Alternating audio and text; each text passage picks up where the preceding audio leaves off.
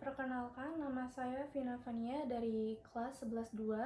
Di sini saya akan menjelaskan 6 materi sejarah yang dimulai dari pembahasan pertama yaitu VOC, yang kedua kekuasaan Republik Batav, yang ketiga kekuasaan Inggris, yang keempat tanam paksa atau disebut juga dengan kultur Cecil, yang kelima politik pintu terbuka, dan yang terakhir yaitu politik etis.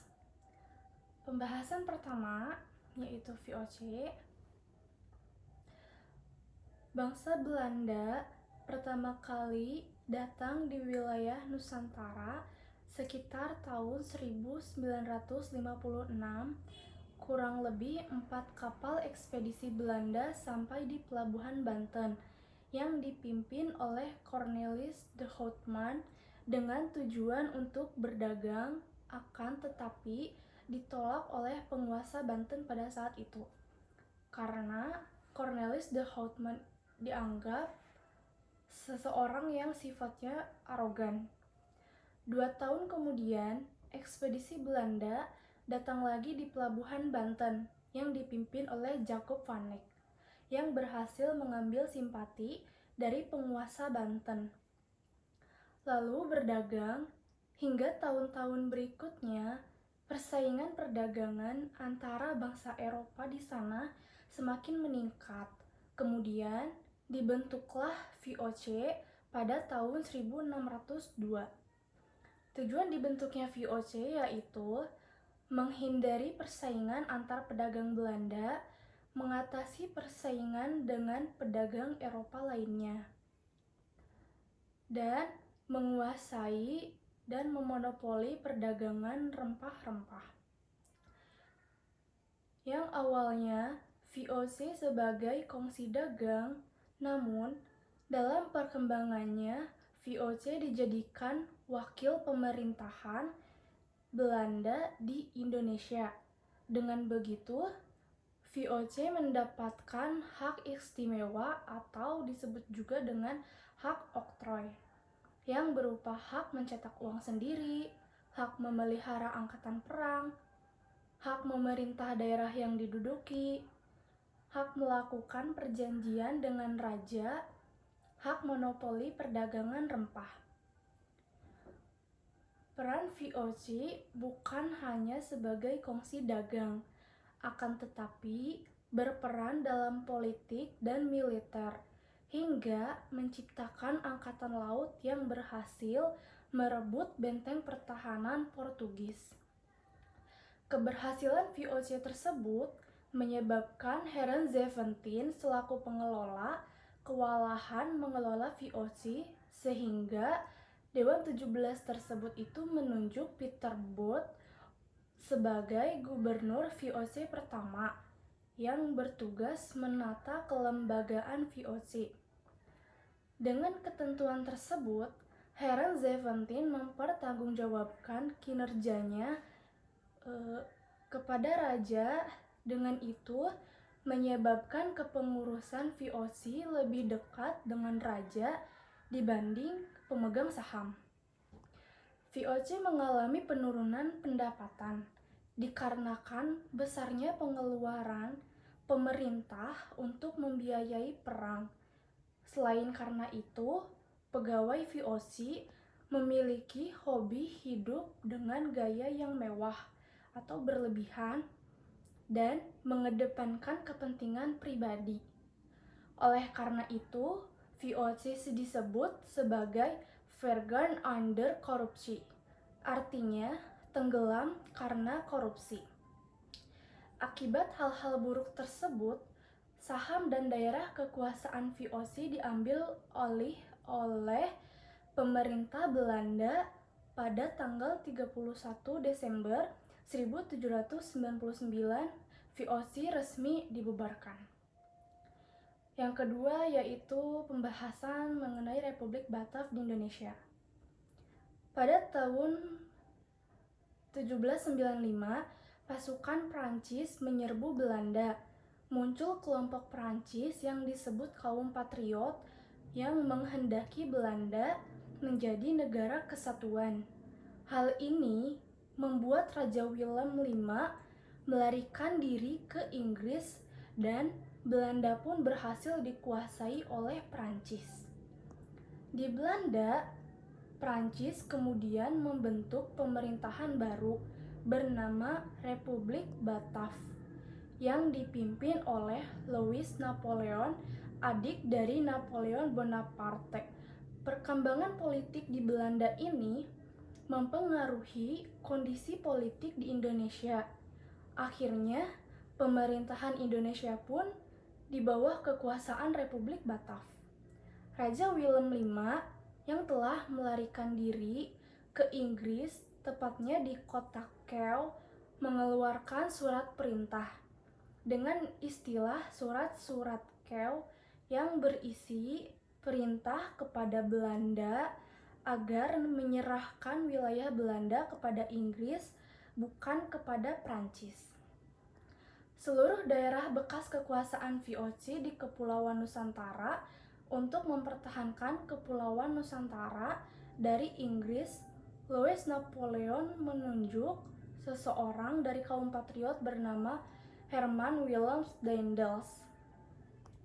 Pemerintahan Daendels sebagai gubernur jenderal di Indonesia dari tahun 1808 sampai 1811. Tugas utamanya yaitu mempertahankan Pulau Jawa dari Inggris, menghapus feodalisme, menjadikan masyarakat Indonesia lebih dinamis dan produktif, mengeluarkan kebijakan-kebijakan di antaranya menerapkan kebijakan pertahanan, membangun jalan raya, dan mengubah struktur sosial dan ekonomi.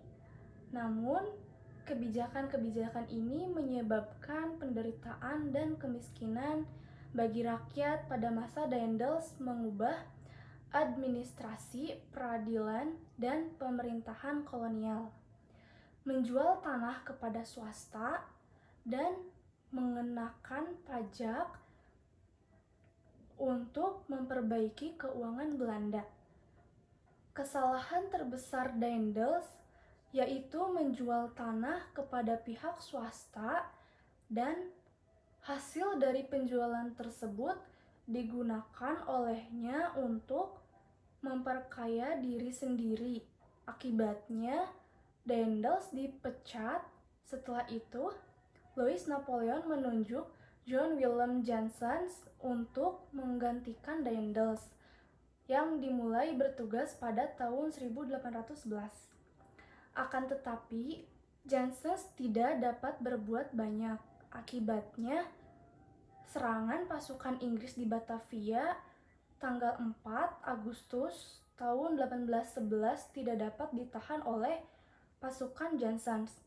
Pada akhirnya, tanggal 26 Agustus tahun 1811, Batavia berhasil dikuasai oleh Inggris, sehingga pada tanggal 18 September Belanda dipaksa untuk menandatangani perjanjian Tuntang, dan Belanda mengakui kekalahannya kepada Inggris. Selanjutnya materi yang ketiga yaitu kekuasaan Inggris di Indonesia. Pada 18 September tahun 1811, Lord Minto menunjuk Thomas Stamford Raffles sebagai penguasa Inggris di Indonesia, dan pusat kekuasaannya berada di Batavia. Raffles berpegang pada 3 prinsip, yakni segala bentuk kerja rodi dan penyerahan wajib dihapuskan. Peranan bupati sebagai pemungut pajak dihapuskan. Tanah adalah milik pemerintah. Kebijakan Raffles politik dan pemerintahan yaitu membangun hubungan baik dengan penguasa lokal yang anti Belanda, membagi Jawa menjadi 18 kresidenan dan mengangkat bupati sebagai pegawai pemerintah, mencampuri urusan kerajaan lokal termasuk menyerang Keraton Yogyakarta. Kebijakan dalam bidang sosial dan ekonomi yaitu kebijakan serupa dengan kebijakan Daendels, menghapus kerja rodi, penyerahan wajib, dan perbudakan, memonopoli garam, menjual tanah kepada swasta, dan mendukung penanaman kopi, menerapkan sewa tanah atau yang disebut juga dengan land rate dengan harga tergantung pada kondisi tanah. Pendapat Raffles, pemerintah merupakan pemilik tanah yang sah, maka dari itu diterapkan sistem sewa tanah. Dengan ketentuan, petani harus menyewa tanah meskipun ia pemilik tanahnya tersebut. Harga sewa tanah bergantung pada kondisi tanahnya. Pembayaran sewa tanah dilakukan dengan uang tunai. Dampak dari sistem sewa tanah yaitu kesulitan mengubah budaya dan melepas kebijakan kolonial, masalah pengawasan, peran bupati yang kuat, dan perbudakan masih ada. Meski gagal memberikan keuntungan bagi Inggris,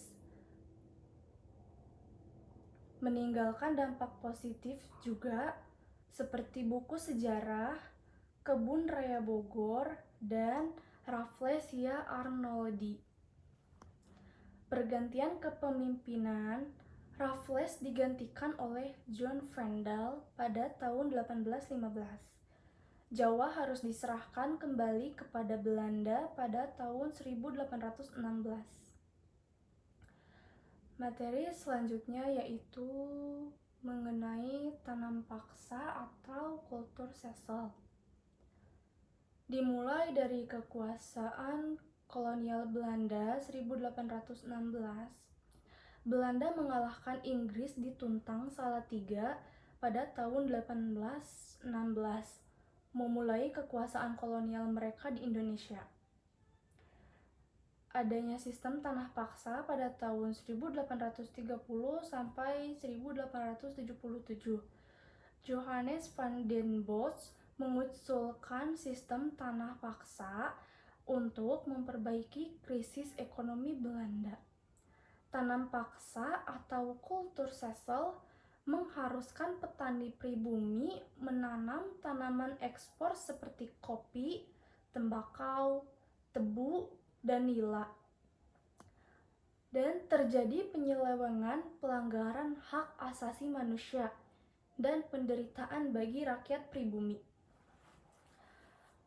Pelaksanaan tanam paksa yaitu petani wajib menyediakan 1/5 tanahnya untuk tanam paksa, tanah pertanian tanam paksa bebas dari pajak, pekerjaan paksa di pabrik atau perkebunan milik pemerintah, penguasa pribumi mendapatkan bonus kultur prosenten berdasarkan hasil pertanian yang diserahkan.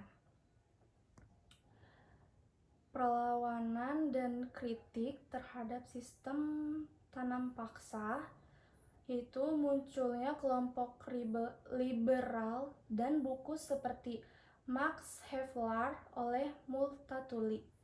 Keuntungan Belanda meningkat, tetapi penderitaan rakyat pribumi tetap berlanjut. Pergantian sistem tanam paksa pada tahun 1860-an, kritik menyebabkan perubahan dan sistem tanam paksa dihapuskan secara bertahap. Digantikan oleh sistem ekonomi liberal atau usaha swasta, tetapi kerja paksa dan pajak tetap memberikan penderitaan. Selanjutnya mengenai pembahasan politik pintu terbuka atau yang disebut juga dengan open door policy, merupakan kebijakan politik di mana perekonomian Indonesia dibuka kepada pihak swasta untuk mendorong pertumbuhan ekonomi dan meningkatkan kesejahteraan.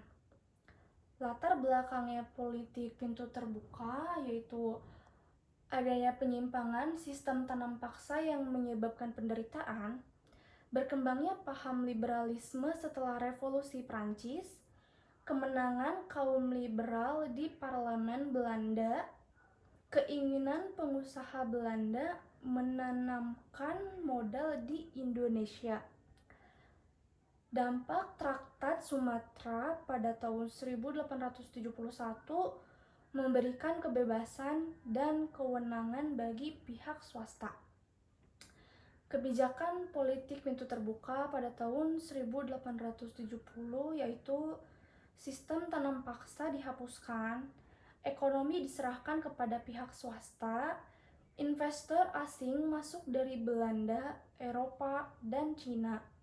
Pemerintah kolonial berperan sebagai pengawas dan penyedia fasilitas. Undang-undang Agraria dan Undang-Undang Gula mengatur pertahanan dan perusahaan gula. Pokok-pokok dari Undang-Undang Agraria tahun 1870 yakni masyarakat adat diberikan hak atas tanah dan disewakan kepada pengusaha swasta.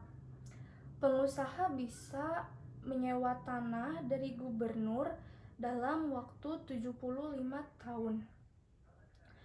Undang-undang Gula, perusahaan-perusahaan gula milik pemerintah akan dihapuskan secara bertahap. Pada tahun 1891, semua perusahaan gula milik pemerintah harus sudah diambil alih oleh swasta. Pelaksanaan pintu terbuka, berkembangnya perkebunan tembakau, tebu, kina, karet, kelapa sawit, dan teh di berbagai wilayah. Investor membangun infrastruktur seperti jalan raya, irigasi, jalur kereta api, dan jembatan. Ordinasi mengatur hubungan majikan dan kuli kontrak cenderung berpihak pada majikan. Dampak politik pintu terbuka yaitu keuntungan besar bagi Belanda, terutama kaum swasta. Ekspor hasil tanah jajahan meningkat. Pengaruh buruk pada penduduk pribumi yaitu kemiskinan, menurunnya konsumsi bahan makanan, kehilangan pekerjaan, dan hukuman-hukuman yang berat. Dilihat dari dampak sosialnya yaitu kelaparan akibat kurangnya lahan pertanian, penduduknya bertambah, lahan pertanian berkurang, dan terjadi kepemilikan tanah yang berubah. Pemerintah membangun proyek-proyek prasarana untuk memperlancar ekspor. Pembahasan yang terakhir yaitu mengenai politik etis. Politik etis atau politik balas budi Indonesia dicetuskan oleh Theodor van Deventer dan Peter Brushoff. Van Deventer menyusun program yang perlu dilaksanakan di Indonesia dalam rangka membalas budi. Caranya dengan meningkatkan kehidupan bangsa Indonesia. Pada 17 September 1901, Ratu Wilhelmina menerapkan politik etis. Program politik etis ada 3, yaitu edukasi, pendidikan dengan membuka sekolah-sekolah model barat, diharapkan lahir kesetaraan dan emansipasi. Kedua, irigasi, membangun saluran-saluran irigasi, pembangunan sarana dan prasarana pertanian, subsidi untuk industri dan kerajinan pribumi. Yang ketiga, emigrasi, melakukan program perpindahan keluar Jawa sampai di Suriname. Suriname itu merupakan sebuah negara yang ada di Amerika Selatan. Tujuan untuk memeratakan jumlah penduduk. Penyimpangan mengenai politik etis yaitu dari edukasi untuk mendapatkan tenaga kerja terdidik yang upahnya rendah. Selain itu juga terdapat diskriminasi dalam pendidikan, irigasi hanya untuk mengairi perkebunan Belanda, emigrasi bukan untuk memeratakan penduduk, akan tetapi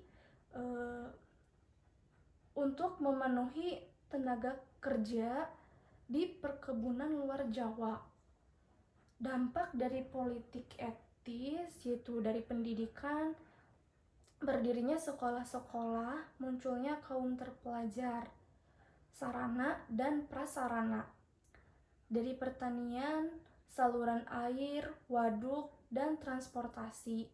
Kaum terpelajar dan pergerakan nasional, contohnya Dr. Sutomo, mendirikan Budi Utomo, pemerataan penduduk dan kesadaran bangsa, meningkatkan hak-hak bangsa Indonesia. Sekian pembahasan yang dapat saya sampaikan, kurang lebihnya mohon maaf. Wassalamualaikum warahmatullahi wabarakatuh.